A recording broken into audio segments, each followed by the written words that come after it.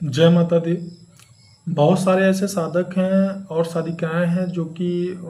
इस बार जो शारदीय नवरात्रि है उससे संबंधित उनके मन में बहुत सारे प्रश्न हैं कि यह जो इस बार की नवरात्रि है, यह नवरात्रि इस बार की कितने दिन की होने वाली है और ये नवरात्रि में कलश स्थापना का जो मुहूर्त है वो जो है वो कैसे और कितने मतलब कितने बजे वो मुहूर्त का समय है, कलश स्थापना का मुहूर्त जो है, और ये जो नवरात्रि है कितने दिन की होने वाली है। और साथ ही साथ बहुत सारे जो पंचांग हैं या बहुत सारे जो इस संदर्भ विद्वान हैं उनके अपने मत अलग अलग हैं। तो कुल मिला के जो उसका कंक्लूजन है वो मैं आपको बता रहा हूँ। यहाँ पे जो शारदीय नवरात्रि इस बार की होने वाली है, जो अभी तक का शास्त्रगत और परंपरागत जो सिस्टम जो तरीका जो मतलब कह सकते हैं विधान बना हुआ है, वो अश्विन शुक्ल पक्ष के प्रतिपदा तिथि से नवरात्रि का जो है वो शुभारंभ माना जाता है। तो अब इस बार जो अश्विन शुक्ल पक्ष की जो प्रतिपदा तिथि है, वह तिथि जो शुरू हो रही है वो 22 सितंबर से स्टार्ट हो रही है। अब यहाँ पे मेन जो बात है मैं आपको बता दूं कि 22 सितंबर से स्टार्ट तो हो रही है, पर स्टार्ट कब हो रही है? 22 सितंबर से स्टार्ट हो रही है, मतलब कह सकते हैं कि अर्धरात्रि के बाद यानी 22 सितंबर के दिन में आप कह सकते हैं सुबह का समय हो जाएगा 22 सितंबर का, यानी 21 सितंबर के अर्धरात्रि के बाद स्टार्ट हो रही है तो ऑटोमेटिकली 22 सितंबर लग जा रहा है। तो 22 सितंबर के दिन में मतलब ये मतलब जो भोर का या ब्रह्म मुहूर्त के पहले का समय होता है, लगभग 1:30 बजे 1:23 या 1:30 बजे के आसपास में यह जो प्रतिपदा तिथि का शुभारंभ हो रहा है वो हो रहा है। और ये जो इसकी जो समाप्ति है वह दिन में 1:30 बजे के आसपास ही हो रही है, 1:53 के करीब में हो रही है। तो यहाँ पे मतलब जो इसका प्रारंभ है वो 22 सितंबर को भोर में ब्रह्म मुहूर्त के समय में 1:23 पे हो रहा है, और उसका जो समापन है वो 23 सितंबर को ठीक उसी समय पर लगभग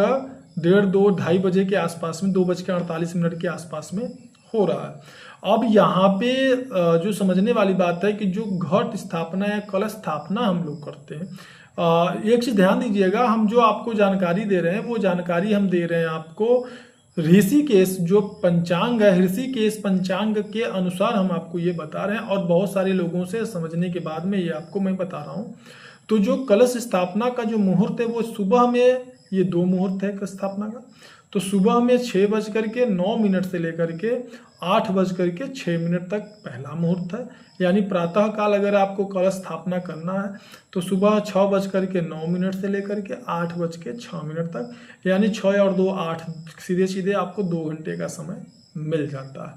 तो इस समय अगर आप चाहें तो कलश स्थापना कर सकते हैं सुबह के समय, चूंकि सुबह का जो समय का कलश स्थापना होता है वो ज़्यादा बढ़िया होता है। और दूसरा जो मुहूर्त है वो दोपहर के समय का, यानी 11:50 से लेकर के 12:40 तक का या 48 मिनट तक का यह जो समय है कलश स्थापना का समय है। तो इस समय में, यानी ये जो समय होता है इसको हम लोग अभिजीत मुहूर्त के नाम से, अभिजीत मुहूर्त के रूप में जानते हैं। तो इस मुहूर्त में मतलब समय में भी आप कलश का स्थापना कर सकते हैं। पर अगर मैं अपना विचार बताऊं, व्यक्तिगत मेरा जो विचार है वह प्रातः काल अगर आप कलश स्थापना करते हैं तो प्रातः काल का कलश स्थापना करना वो ज़्यादा अच्छा होता है। तो इस तरीके से आप जो कलश स्थापना कर सकते हैं। अब ये जो मैं बात अभी मैंने आपको कहा कि इस बार की जो नवरात्रि कुछ विशेष है, तो विशेषता की बात यहाँ पर यह है कि इस बार की जो नवरात्रि होगी, पहले क्या होता था, कभी नवरात्रि 8 दिन की होती थी तो कभी 7 दिन की, कभी 9 दिन की हो जाती थी। मुहूर्त के मतलब इधर उधर जो समय होता था, नक्षत्र होता, उसके अनुसार हो जाता था। पर इस बार की जो नवरात्रि 2025, इस बार की जो शारदीय नवरात्रि है 2025 की, यह नवरात्रि सीधे सीधे 10 दिन की हो रही है। तो 10 दिन की हो रही है क्योंकि 24 और 25, जो 24 सितंबर है और जो 25 सितंबर है, यह दोनों दिन जो है तृतीया तिथि रहेगी। यानी आपकी जो नवरात्रि है उसका स्टार्ट यानी प्रारंभ हो रहा है 22 सितंबर से,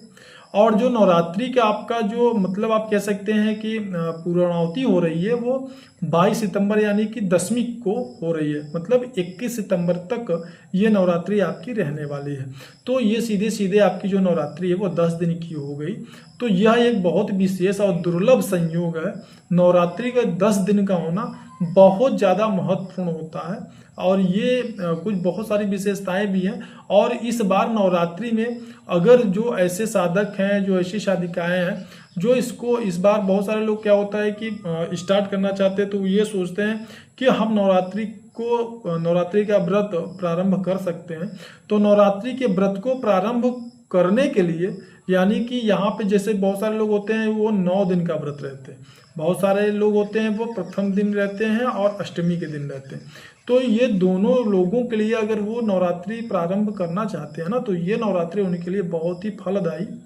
और बहुत ही विशेष होने वाली है। तो इसलिए और बहुत सारे इसमें दुर्लभ संयोग, विशेष संयोग बनेंगे, जो कि कुछ विशेष पूजा, कुछ विशेष तांत्रिक प्रयोग, कुछ विशेष उपासना के लिए इस बार की जो नवरात्रि है वह बहुत ही विशेष होने वाली है। अब यहाँ पे मैं एक बात और आपको सचेत करना चाहता हूँ कि अगर नवरात्रि का जो अभी समय हमने आपको बताया, मुहूर्त जो हमने आपको बताया कि या इसे अगर आप अन्य सोशल प्लेटफॉर्म पे या अन्य विद्वानों या अन्य कहीं पे आप ये सुनते हैं, देखते हैं, जानते हैं कि ये समय इतने बज के इतने मिनट का हो गया, ये समय इतने बज के इतने मिनट का और गुरुजी ने इतना बताया, तो आपको इससे भ्रमित नहीं होना है। अलग अलग पंचांग में अलग अलग समय 10-5 मिनट, आधा घंटा, 20 मिनट आगे पीछे हो सकता है, पर ये जो नवरात्रि इस बार का है वो 10 दिन का होगा, ये परफेक्ट है। अब मैं आपको बता दूं कि यहाँ पे थोड़ी सी ऐसे साधकों के लिए मैं आपको जानकारी देना चाहूँगा, जो साधक इस नवरात्रि में चाहते हैं। जैसे बहुत सारे साधकों के ऐसे विचार अभी चल रहे हैं, मैसेज वगैरह आ रहे हैं या फ़ोन वगैरह, जो कि उनका ये कहना है कि गुरुजी क्या इस नवरात्रि में हम अप्सरा देवी, उर्वशी देवी की साधना कर सकते हैं, या कुछ साधकों की ऐसी मतलब मनोविचार उनके चल रहे हैं कि इस नवरात्रि में हम पंचाक्षरी मंत्र का अथवा नवाण मंत्र का किस मंत्र की साधना करें। तो ऐसे साधकों को मैं बता दूं कि ऐसे साधक मतलब ऐसे जो साधक हैं या साधिकाएं हैं वह इस नवरात्रि में निश्चित रूप से अपनी इच्छा के अनुसार साधना कर सकते हैं, लेकिन कब, जबकि उनके गुरु उनको आदेश दे। यानी बिना गुरु दीक्षा के आपको कोई भी साधना नहीं करना है। अगर आपको साधना करना है तो अपने गुरु से आप आज्ञा लें, उस मंत्र, उस साधना की पहले दीक्षा लें, और दीक्षा लेने के बाद ही यह साधना करें। क्योंकि साधना अगर आप बिना गुरु के दीक्षा लिए गुरु से और बिना गुरु मंत्र लिए अगर आप करते हैं तो बहुत सारी आपको समस्याएं हो सकती है। और इसके विषय में हमने प्रीवियस वीडियो बना रखे हैं, हमारे चैनल पे पड़ा हुआ, जाके आप देख सकते हैं कि जो मंत्र अगर हम गुरुमुख से लेते हैं, गुरु दीक्षा में लेते हैं, तो फिर उस मंत्र का हमें क्या लाभ मिलता है, उस साधना का हमें क्या लाभ मिलता है, और जो साधना हम अपनी इच्छा अनुसार करते हैं, गुरु से नहीं लेते, मनमाना ढंग से करते हैं, उसका हमें क्या लाभ मिलता है। तो यहाँ पे इस वीडियो में इतना ही। मिलेंगे आपसे फिर एक नए विषय पे और नए जो है कि सब्जेक्ट में, नए जो है विषय पे, नए आप लोगों के प्रश्न या क्वेश्चन आंसर से संबंधित विषय पे। और तब तक के लिए जय माता दी।